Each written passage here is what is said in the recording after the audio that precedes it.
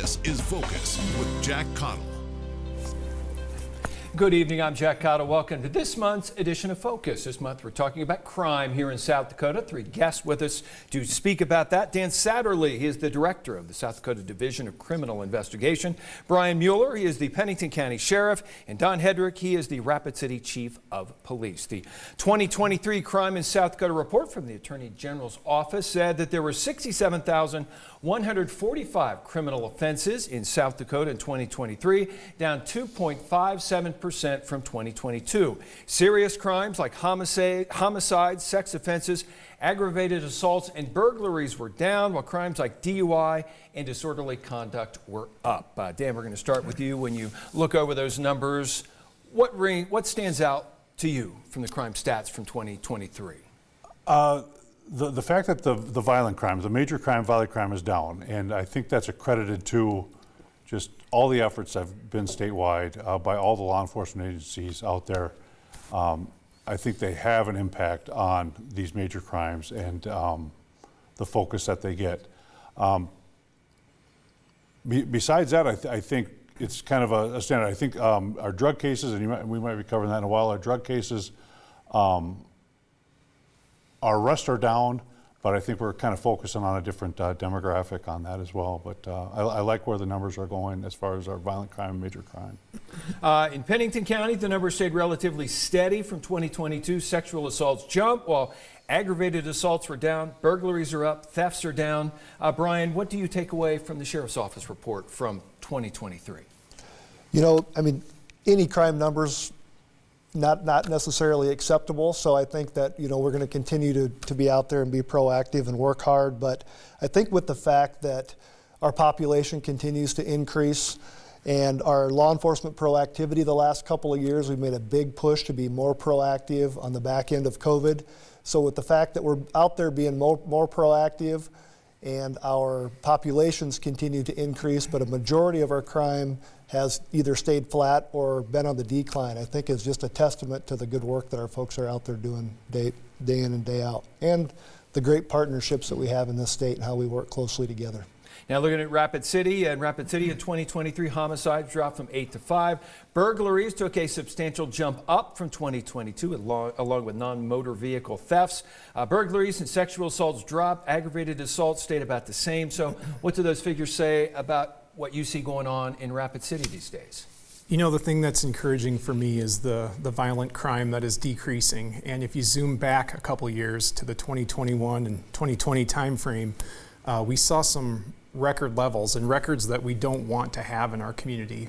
Very much in touch with what was happening in the nation at that time. I think it's really important for us as we continue to focus, highlighting that these violent crimes for the most part are all trending in the right direction, trending down in our community. And, I attribute that to a lot of the hard work that our law enforcement members are, they're out there day in, day out, all hours, all sorts of weather. And, we have very good, dedicated folks that aren't going to give up, and they're going to keep working hard to make sure we have public safety in our community. Now, we mentioned earlier the battle against drugs. That continues to go on. Total drug offenses in the state were up last year. Meth numbers were down. What kind of trends are you seeing in Rapid City these days? I would say that drugs still are a driver behind the crimes that we're seeing in our community. Particularly, many of our crimes of violence have a tie to drugs in some way, shape, or form. So it is important for us to continue to focus on enforcement of methamphetamine in particular. We have seen some fentanyl here in our community recently, which is very concerning. And I'm very proud of the work of our Unified Narcotics team, members of all parties here from DCI, Pennington County, and the Rapid City PD, working together to make sure we're addressing the drug situation here. Now, talking to one of your officers a few years ago, he told me that he could take any crime that happens here and probably trace it back somewhere along to meth. Is that still the case? We still have a very strong problem with meth, and it's still something we continue to focus on daily. How about as far as the county-wide? What kind of drug situations are we seeing here in Pennington County? We're all in this together with our Unified Narcotics team. We have a sergeant from the sheriff's office that oversees that unit out here in western South Dakota, so we work very closely together with our state partners, our city partners on that. We're seeing the same thing.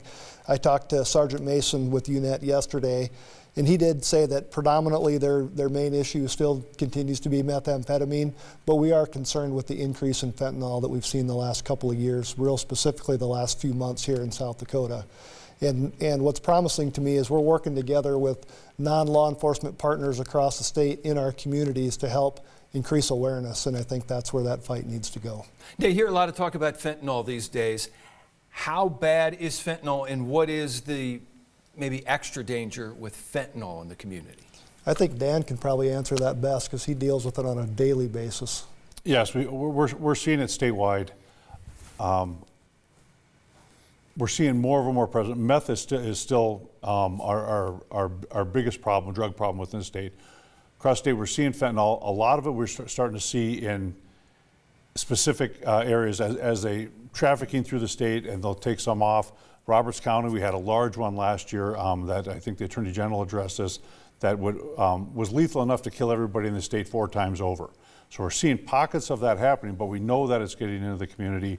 This is going to be an ongoing, emerging threat to South Dakota. Still, meth is still our biggest, but it's infiltrating, and the biggest problem is the lethality of it. We start seeing deaths, we start seeing overdose. This year we started tracking our overdose deaths, and so we're going to be able to compare some, but it's going to be an ongoing problem, Jack.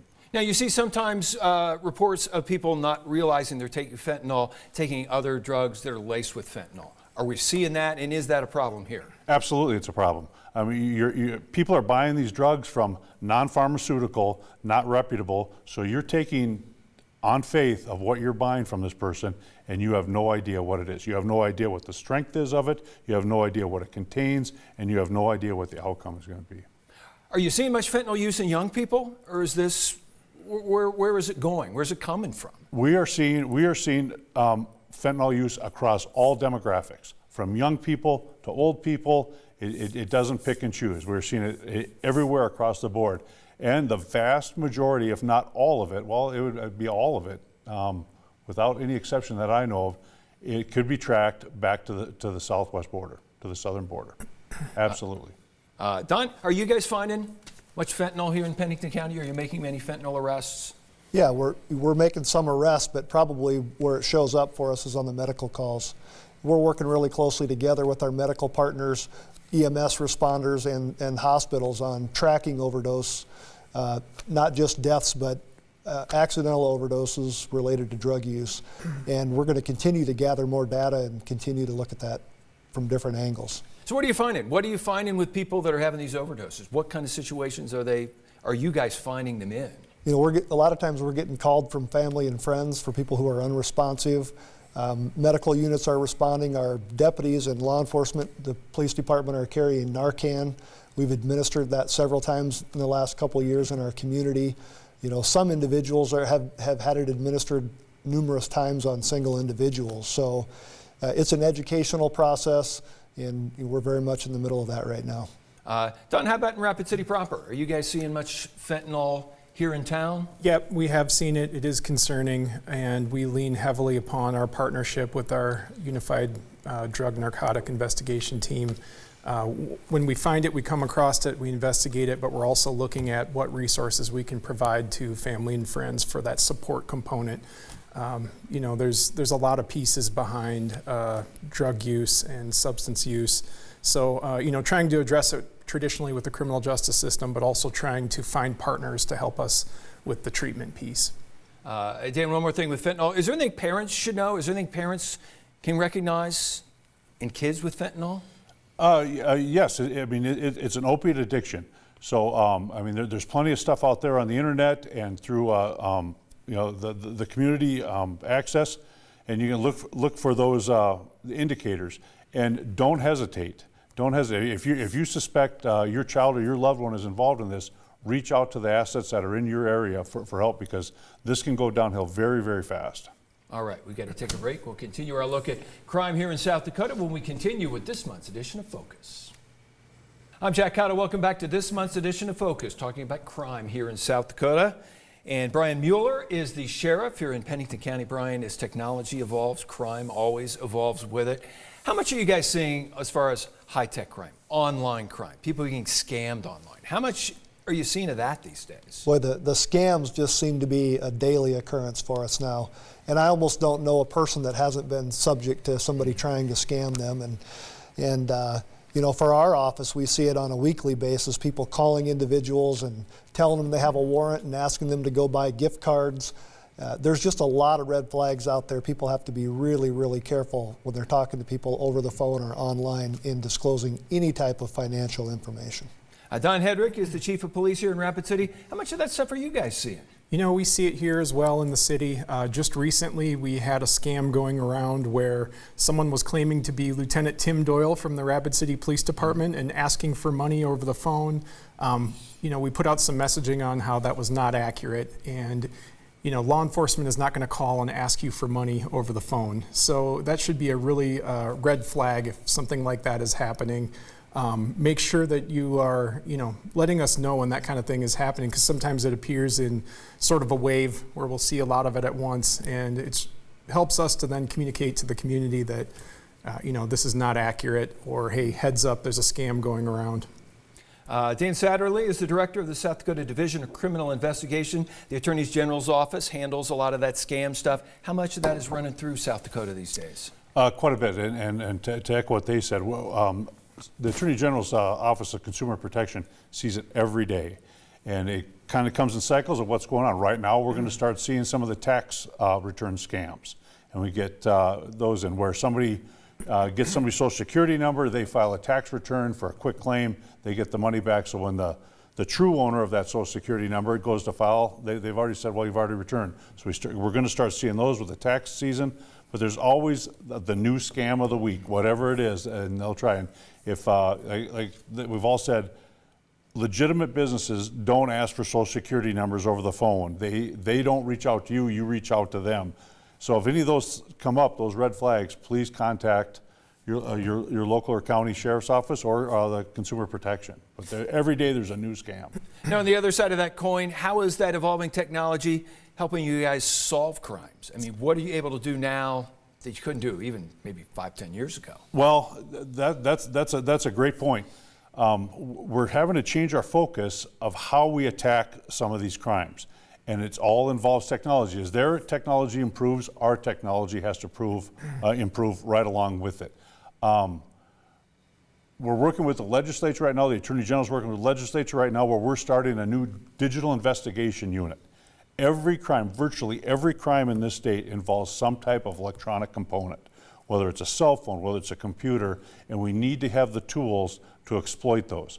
Right now, traditionally it came from the ICAC, which is an acronym for Internet Crimes Against Children. All of us here have partnered in it, and we have a fantastic unit that deals with that. But how do we deal with the other crimes that don't involve the internet children?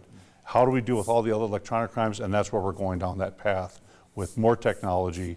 And it's forward. We have to kind of reboot on how we look at these crimes, because you're exactly right. Technology is the way of the future, and we have to be on par or ahead of it. Brian, how does that change the way you guys investigate things? There are now cameras everywhere. You've got more scientific evidence than you ever have.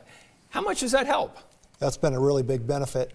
And that's something that was foreign when I started, you know, almost 29 years ago in law enforcement, to have access to cameras, and now we use them every day. Our staff are dependent on them. We're wearing them on their bodies. We have them in our cars, but we rely on it heavily out in the community to solve crime too, whether it's visiting with people about what their Ring doorbell picked up if their residence was burglarized, or we've used it to track down elaborate homicide schemes, backtracking people working their way through the city after a homicide's occurred. So it's something that we utilize every day. It's been a real benefit to law enforcement. Don, you guys have had recent crimes where suddenly you guys put out a video. Do you know who this guy is? Right. I mean, how much of a benefit, and how much does the public reach out to you guys when they see something like that to help? We have an amazing public that has been very helpful and very instrumental in helping us solve crimes. And, you know, we've used cameras for not only high-tech sort of crimes that you've been discussing, but also just general theft. And it's been a focus for us. You might have noted that our theft has went up a little bit over the last year, and it's been a focused effort for us to address that. We've kind of retooled the way we've done business and added investigators who specifically focus in theft, and particularly retail theft. We've met with our business partners, business owners in the community, as well as our own team, and we're coming up with ways to work together better, and so far that's been very good. It's worked out well so far? It has. And you know, we've put out faces or names of repeat offenders, and the community is usually pretty quick to help us out, and that's very much appreciated because you know, we're all in this together.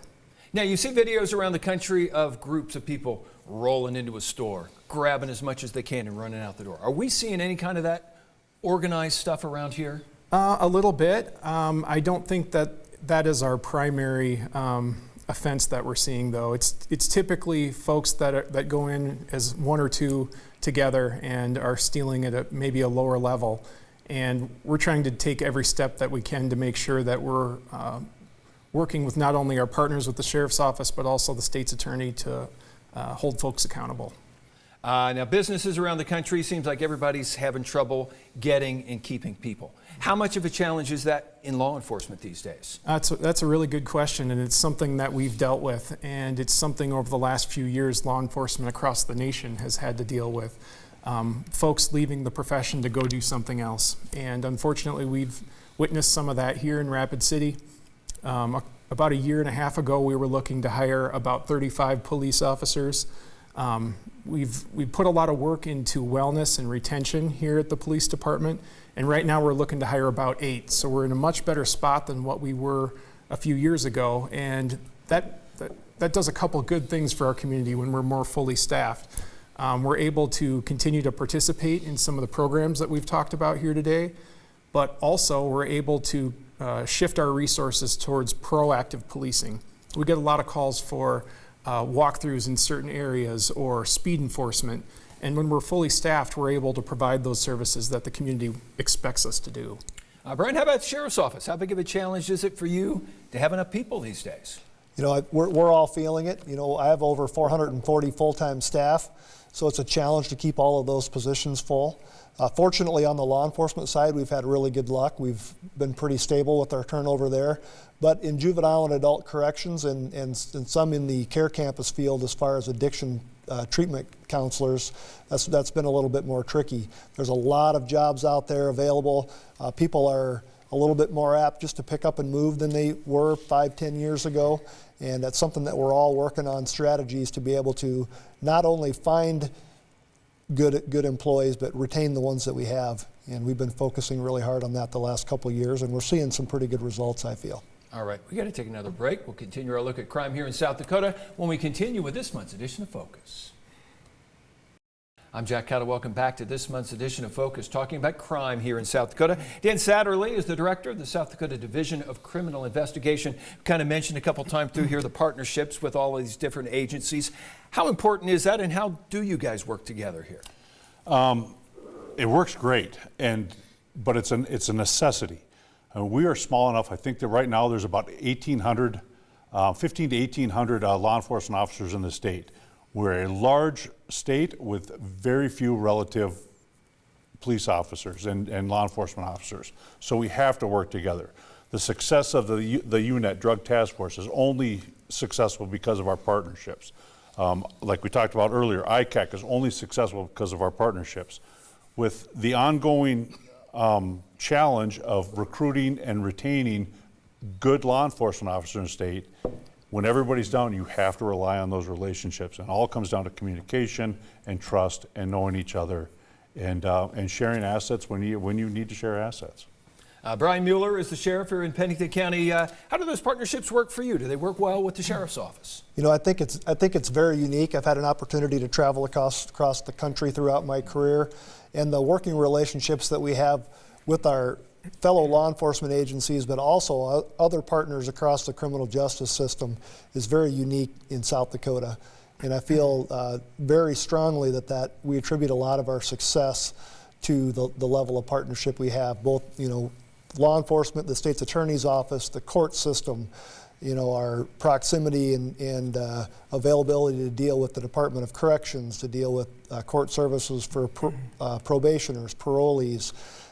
All of those things are very integral into keeping our community safe. And if we're not willing to sit down at the table and have those open and honest conversations, and most recently those have been focused around increasing accountability in the criminal justice system and lowering our crime rate, I feel like we're having really good success.